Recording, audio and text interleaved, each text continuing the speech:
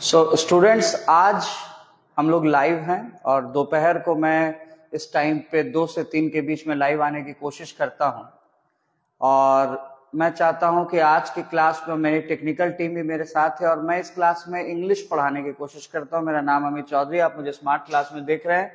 आज मैं आपको एक बड़ा ही important topic time and tense के बारे में कुछ ऐसी बात बताऊंगा जिसको अगर आप समझ जाएंगे तो आप किसी भी एग्जामिनेशन में, कोई भी अगर जनरल कंपटीशन की आप तैयारी कर रहे हैं, जैसे कि अगर कैट की या किसी भी तरह के एमबीए एंट्रेंस की या फिर बैंकिंग की, एसएससी की या बीपीएससी सुपर टीटी या सीटेट एग्जामिनेशन, इस तरह की किसी भी एग्जामिनेशन की तैयारी कर रहे हैं तो टाइम एंड टेंस का ये रूल एक गोल्डन रूल में ये आएगा और आपके लिए जानना बड़ा जरूरी है। तो मैं आज आपको कुछ रूल्स बताने वाला हूं आपके सामने बोर्ड पे, और ये रूल्स इस तरीके से मैं बताऊंगा कि इसमें जेसी नेस्फील्ड को यूज करूंगा जिसको ग्रामर के लिए बहुत ही इंपॉर्टेंट किताब माना जाता है। तो मैं आप लोगों से रिक्वेस्ट करूंगा कि एक बार लोग, जितने मेरे फॉलोअर्स, व्यूअर्स, स्टूडेंट्स हैं, जो लोग मुझे लाइव देख रहे हैं, वो लोग इसको थोड़ा शेयर करें, इसको प्रमोट करें, लोगों तक पहुंचाएं ताकि ये स्टूडेंट्स तक पहुंचे। टाइम एंड टेक्स बहुत ही इंपॉर्टेंट चैप्टर है जो इंग्लिश ग्रामर में हमें पढ़ना पड़ता है और हम लोग उसको डिकोड करने की कोशिश कर रहे हैं। तो प्लीज जितना प्रमोट करेंगे इन लाइव क्लासेस को, और फेसबुक में भी सेम वीडियो मैं आपके लिए लेकर आने की कोशिश करूंगा। तो दोनों जगह आप लोग मेरे फेसबुक और यूट्यूब चैनल से जुड़ सकते हैं। तो देखिए, टाइम एंड टेंस के लिए आपके सामने ये 5 स्टेटमेंट्स मैंने लिख कर रखे हैं और मैं आपको बोल रहा हूं कि इन 5 स्टेटमेंट में तुमको जो भी स्टेटमेंट लगता है कि सही है या गलत है उसको कमेंट में बताओ। तो मैं अपने स्टूडेंट्स को बोलूंगा कि एक बार वो इसको शेयर करें और मुझे कमेंट में बताएं कि आपको ये 5 स्टेटमेंट्स में कौन सा स्टेटमेंट गलत लगता है। सिर्फ गलत को कमेंट में लिखें। ऑब्वियसली अगर आप गलत को कमेंट में लिखेंगे तो पता चल जाएगा। तो हर स्टूडेंट को अलग अलग लग सकता है। किसी को लगेगा कि भाई हम लोग, मैं एक बार सारे जो लोग जुड़ रहे हैं व्यूअर्स और जो लोग शेयर कर रहे हैं, मैं उनको थैंक बोलना चाहूंगा।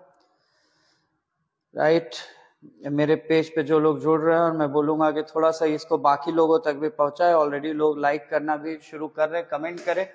तो आप देख रहे हैं कि ये जो 5 स्टेटमेंट हैं, 5 स्टेटमेंट में आपको सही गलत चुनना है, कौन सही कौन गलत। तो देखो, अब मैं इसको ट्रांसलेट कर देता हूं। ही सेड, पास्ट टेंस है, उसने कहा that he was in Patna, वो पटना में था, ये भी पास्ट टेंस है, इधर भी पास्ट टेंस, इधर भी past tense. He said that he is in Patna, उसने कहा कि वो पटना में है, इधर past tense, इधर present tense। He says that he was in Patna, वो कहता है कि वो पटना में था, इधर present tense, उधर past tense। He will say that he was in Patna, वो कहेगा कि वो पटना में था, इधर future tense, इधर past tense। और he will say that he is in Patna, इधर future tense, उधर present tense। अगर आपको बोलूं कि इन 5 स्टेटमेंट में पता लगाओ कि कौन कौन सा स्टेटमेंट गलत है, तो आपका जवाब क्या होगा मुझे कमेंट में लिखकर बताएं कि आपको ग्रामर के रूल के हिसाब से, जो हम लोग टाइम एंड टेंस ऑलमोस्ट हर स्कूल में, हर क्लास में पढ़ते हैं, तो मेरे स्टूडेंट्स, मेरे फॉलोअर्स इसको शेयर कर रहे हैं। बाकी लोगों को मैं बोलूंगा थोड़ा इसको करें, कौन कौन इसमें गलत लग रहा है। तो जवाब अलग होगा। कोई बोलेगा कि सर पहला गलत है, पर दूसरा गलत है क्योंकि एक तरफ पास्ट टेंस, एक तरफ प्रेजेंट टेंस है। कोई बोलेगा तीसरा गलत है क्योंकि इधर प्रेजेंट, उधर पास्ट है। लेकिन एक्चुअली इसमें से सिर्फ एक स्टेटमेंट गलत है, और वो जो एक स्टेटमेंट गलत है वो है सेकेंड स्टेटमेंट। इसमें से सिर्फ सेकेंड स्टेटमेंट गलत है। He said that he is in Patna, बाकी सारा सही। तो अब एक स्टेटमेंट अगर गलत है तो ये एक स्टेटमेंट क्यों गलत है और बाकी स्टेटमेंट ग्रामर के हिसाब से क्यों सही है। सिर्फ ये वाला स्टेटमेंट इसलिए गलत है कि हमको यहाँ पे पढ़ना पड़ेगा जेसी नेस्फील्ड के हिसाब से सीक्वेंस ऑफ टेंस का एक रूल। तो आइए मैं उस रूल की तरफ आपको ले चलता हूं। जो लोग सीरियसली किसी भी कॉम्पिटिटिव एग्जामिनेशन की तैयारी कर रहे हैं उनको मैं बोलूंगा कि इस रूल को वो लोग कृपया जरूर पढ़ें। तो हम लोग सीक्वेंस ऑफ टेंस के रूल में ले जा रहे हैं, राइट। अब सीक्वेंस ऑफ टेंस का रूल क्या कहता है, उस सीक्वेंस ऑफ टेंस का रूल कहता है, मैं यहां पर आपको बता दे रहा हूं। इस डायग्राम को ध्यान से देखें। सीक्वेंस ऑफ टेंस का रूल एक कहानी सुनाता है कि एक घर है जहां पर एक मदर है। इस रूल को बस समझ लीजिए। और मदर के पीछे पीछे उसका बेटा यानी कि सन चलता है, और जो तीसरा इंसान है उस घर में वो है फादर। 3 लोग हैं इस घर में। मैं एक बहुत ही डिफिकल्ट टाइम एंड टेंस का कॉन्सेप्ट समझाने की कोशिश कर रहा हूं। सीक्वेंस ऑफ टेंस का रूल समझाने की कोशिश कर रहा हूं। हम लोग ये समझने की कोशिश कर रहे हैं कि इन सारे स्टेटमेंट्स में क्यों सिर्फ सेकंड नंबर का स्टेटमेंट गलत है और बाकी सारा सही है। और उसका कारण ये है कि सीक्वेंस ऑफ टेंस का रूल कहता है कि अगर किसी स्टेटमेंट में ये तीन लोग हैं तो मदर जो होती है वो कंजंक्शन होती है। कंजंक्शन का मतलब होता है जो दो लोगों को जोड़ने की कोशिश करें, तो फादर और सन को जोड़ने की कोशिश मदर करती है। फादर घर का मालिक होता है तो इसका नाम हम लोग रखेंगे प्रिंसिपल क्लॉज, ये घर का मालिक है। और जो बेटा होता है वो फादर पर डिपेंडेंट होता है, फादर से पॉकेट मनी मिलता है, तो इसको हम लोग बोलेंगे डिपेंडेंट क्लॉज, ये फादर पे डिपेंडेंट है, राइट। और कंजंक्शन के दाएं तरफ जो आएगा वो सन होगा और बाएं तरफ जो आएगा वो फादर होगा।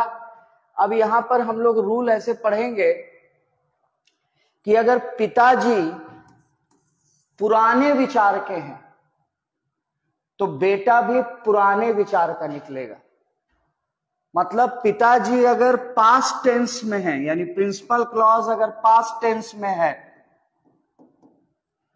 तो डिपेंडेंट क्लॉज भी पास्ट टेंस में ही रहेगा।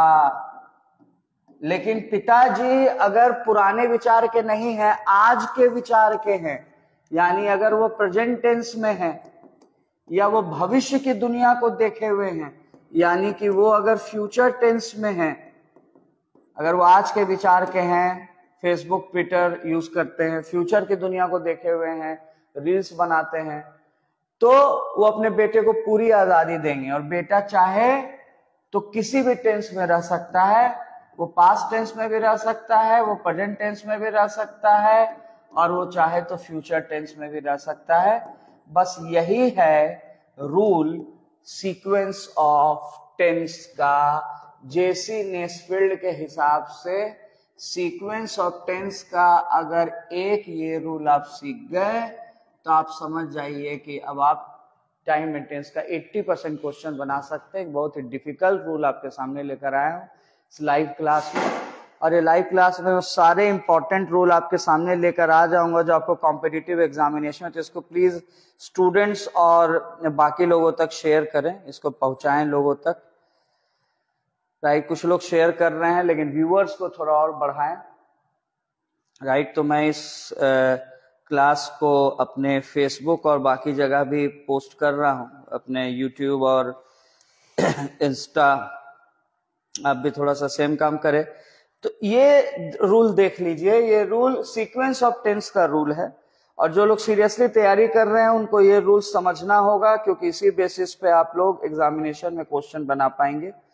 तो सीक्वेंस ऑफ टेंस का रूल कहता है कि अगर प्रिंसिपल क्लॉज में पास्ट टेंस है तो डिपेंडेंट क्लॉज में भी पास्ट टेंस होगा, और अगर प्रिंसिपल क्लॉज में प्रेजेंट या फ्यूचर टेंस है तो डिपेंडेंट क्लॉज में पास्ट, प्रेजेंट, फ्यूचर कुछ भी हो सकता है। अगर प्रिंसिपल क्लॉज में पास्ट टेंस है तो डिपेंडेंट क्लॉज में भी पास्ट टेंस होगा। अगर प्रिंसिपल क्लॉज में प्रेजेंट या फ्यूचर टेंस है तो डिपेंडेंट क्लॉज में past tense, present tense, future tense कुछ भी हो सकता है। इस रूल को आप लोग याद कर लीजिए। अब अगर ये रूल याद हो गया है आपको तो याद रखिएगा कि कंजंक्शन क्या क्या हो सकता है। तो कंजंक्शन दैट हो सकता है, दैट मतलब कि, कंजंक्शन हु हो सकता है, हु मतलब जो, कंजंक्शन इफ हो सकता है, इफ मतलब अगर। तो आइए अब हम लोग पिछले स्लाइड में जाते हैं और इसमें देखते हैं कि प्रिंसिपल क्लॉज में अगर पास्ट टेंस होगा तो डिपेंडेंट क्लॉज में पास्ट टेंस, प्रिंसिपल क्लॉज में प्रेजेंट फ्यूचर टेंस होगा, डिपेंडेंट क्लॉज में पास्ट, प्रेजेंट, फ्यूचर कुछ भी हो सकता है। अब देखिए यहाँ पर प्रिंसिपल क्लॉज, डिपेंडेंट क्लॉज का फैसला करने से पहले मदर यानी कंजंक्शन को चुनिए। तो कंजंक्शन दैट है, आपको पता है, और मदर के जो पीछे पीछे जाता है वो क्या है, बेटा यानी डिपेंडेंट क्लॉज है। तो ये कौन है, ये प्रिंसिपल क्लॉज है। अब प्रिंसिपल क्लॉज अगर पास्ट टेंस में है, ये पास्ट टेंस है, ये पास्ट टेंस में। प्रिंसिपल क्लॉज अगर पास्ट टेंस में है तो डिपेंडेंट क्लॉज किस टेंस में होना चाहिए, पास्ट टेंस में, सही है। प्रिंसिपल क्लॉज अगर पास्ट टेंस में है तो डिपेंडेंट क्लॉज को किस टेंस में होना चाहिए, पास्ट टेंस में, लेकिन है किस में, प्रेजेंट में, तो ये गलत है, इसको काट के यहाँ वास करना पड़ेगा। प्रिंसिपल क्लॉज किस टेंस में है, प्रिंसिपल क्लॉज है प्रेजेंट टेंस में। प्रिंसिपल क्लॉज अगर प्रेजेंट टेंस में होता है तो डिपेंडेंट क्लॉज प्रिंसिपल क्लॉज अगर प्रेजेंट टेंस में होता है तो डिपेंडेंट क्लॉज किसी टेंस में भी हो सकता है, पास्ट प्रेजेंट फ्यूचर किसी में भी, तो इसलिए यहाँ पास्ट टेंस सही है। अब प्रिंसिपल क्लॉज अगर फ्यूचर टेंस में है, प्रिंसिपल क्लॉज अगर फ्यूचर टेंस में है तब भी डिपेंडेंट क्लॉज किसी भी टेंस में हो सकता है, पास्ट प्रेजेंट फ्यूचर किसी में भी, तो यहाँ पास्ट भी सही है और प्रेजेंट भी सही है, फ्यूचर भी होता तो सही होता। तो इन पांचों स्टेटमेंट में बस एक स्टेटमेंट गलत है, सेकेंड स्टेटमेंट। यहां से आप बेसिक रूल समझ गए सीक्वेंस ऑफ टेंसेस का। हमेशा पीसी में अगर पास्ट टेंस हो तो डीसी में पास्ट टेंस ही होना पड़ेगा, और याद रखना कि पीसी का असर डीसी पे पड़ता है, यानी पीसी में अगर पास्ट है तो डीसी में पास्ट होगा। उल्टा मत समझ लेना कि डीसी में पास्ट है तो पीसी में भी पास्ट होगा, क्योंकि डीसी में अगर पास्ट है तो पीसी में पास्ट भी है, लेकिन डीसी में अगर पास्ट है तो पीसी में प्रेजेंट भी है और फ्यूचर भी है। इसीलिए ऐसे ऐसे मत चेक करना, बेटे का असर पिताजी पे नहीं पड़ेगा, पिताजी का असर बेटे पे पड़ेगा। पिताजी बेटे को बोलेंगे कि बैंकिंग की तैयारी करो, बेटा पिताजी को नहीं बोलेगा कि आप चल के मेरे साथ एसएससी की तैयारी कीजिए। तो इसका मतलब इधर का टेंस उधर को इंपैक्ट करेगा, इधर पास्ट तो उधर पास्ट, इधर प्रेजेंट या फ्यूचर तो उधर पास्ट प्रेजेंट फ्यूचर में से कुछ भी। इसीलिए इसमें से बस एक स्टेटमेंट जो सेकेंड स्टेटमेंट है वो गलत है, बस ये स्टेटमेंट गलत है। He said that he is in Patna, इधर पास्ट है तो इधर पास्ट ही होगा, वाज के जगह हमको यहाँ इज के जगह वाज करना होगा। अब अगर इस टाइम एंड टेंस के रूल के और जो इसी पे कुछ एक्सेप्शन है उसको समझ लें तो पूरा रूल हम कमांड कर लेंगे। रूल आगे कहता है कि प्रिंसिपल क्लॉज पिताजी अगर पुराने विचार के हैं तो बेटा भी पुराने विचार का ही निकलेगा, लेकिन पास्ट टेंस में ही होगा। लेकिन अगर बेटे के अंदर कोई यूनिवर्सल ट्रूथ है कि पूरी दुनिया सच मानेगी कि वो एक दिन बहुत अच्छा गायक बनेगा, या ये फैक्ट है कि बहुत अच्छा सिंगर है, या उसकी हैबिट है कि वो रोज 3 घंटे गायकी करता है, तो इस केस में पिताजी के पुराने विचार के होने के बावजूद भी वो आज के विचार का निकलेगा, वो गायक बनेगा। रूल ऐसे कहता है, एक्सेप्शन, ये जो रूल मैंने आपको पहले पढ़ाया, ये जो बेसिक जो सीक्वेंस ऑफ टेंस का रूल पढ़ाया यहाँ पर आपको, कि प्रिंसिपल क्लॉज अगर पास्ट टेंस में, डिपेंडेंट क्लॉज भी पास्ट टेंस में, प्रिंसिपल क्लॉज अगर प्रेजेंट फ्यूचर टेंस में, तो dependent clause past present future तीनों में से किसी भी टेंस में हो सकता है। इसका अब हम लोग 4 एक्सेप्शन देखने वाले हैं। ये चारों एक्सेप्शन मैं इस वीडियो में आपके लिए रिकॉर्ड कर दे रहा हूं, इसको प्लीज सेव कर लीजिएगा और इसको शेयर कीजिएगा स्टूडेंट्स के साथ। जो स्टूडेंट्स देखने वाले हैं वो लोग थोड़ा शेयर करें आपस में, क्योंकि इसी तरह की चीज को देखकर ही तुम एग्जामिनेशन क्रैक कर पाओगे। अब उस बेसिक रूल का मैं 4 एक्सेप्शन आपके सामने बता रहा हूं, देखिएगा एक्सेप्शन चारों देखिएगा। एक्सेप्शन कहता है, पहला एक्सेप्शन कहता है कि अगर प्रिंसिपल क्लॉज पास्ट टेंस में है, पुराने विचार का है, लेकिन अगर बेटे को ये पता है कि पूरी दुनिया ये ट्रुथ को मानेगी, यानी ये यूनिवर्सल ट्रुथ है कि वो बहुत अच्छा सिंगर है, या उसकी हैबिट है कि वो रोज रियाज करता है, या एक फैक्ट है कि वो बहुत ही अच्छा सिंगर है, तो वो पुराने विचार का नहीं निकल के आज के विचार का होगा, यानी सिंपल प्रेजेंट टेंस में होगा। कहने का मतलब है कि प्रिंसिपल क्लॉज में चाहे पास्ट टेंस हो, चाहे प्रेजेंट टेंस हो, चाहे फ्यूचर टेंस हो, ये हमेशा सिंपल प्रेजेंट टेंस में रहेगा अगर इसमें यूनिवर्सल ट्रुथ हो, हैबिट हो या फैक्ट हो। और इस कारण से हम लोग इस एग्जांपल में देख रहे हैं कि प्रिंसिपल क्लॉज में पास्ट टेंस है, he said that the earth moves round the sun. यहां पर मूव्स जो है वो सिंपल प्रेजेंट टेंस में है क्योंकि यूनिवर्सल ट्रुथ है, और यूनिवर्सल ट्रुथ को तुम पास्ट टेंस में कर ही नहीं सकते हो, इसलिए इसको तुमको हमेशा सिंपल प्रेजेंट टेंस में रखना पड़ेगा। और अब हम लोग क्विकली एक दूसरा एक्सेप्शन देख रहे हैं।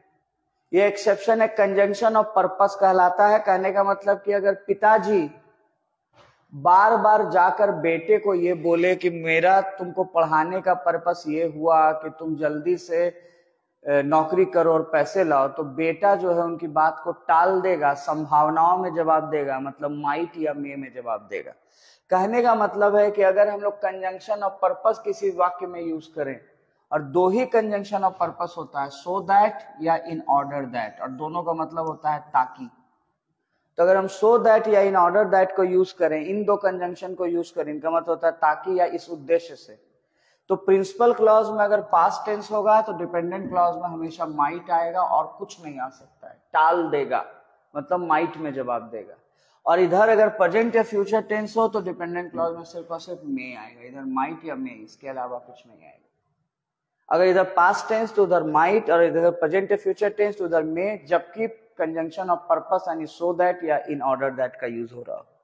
तो अगर नेक्स्ट स्लाइड में हम लोग जाते हैं और देखते हैं कि यहाँ पर प्रेजेंट टेंस का यूज हो रहा है तो उधर मे आ रहा है, he goes so that he may study, वो जाता है ताकि वो पढ़ सके। इधर फ्यूचर टेंस है, ही विल गो, वो जाएगा so that he may study, ताकि वो पढ़ सके।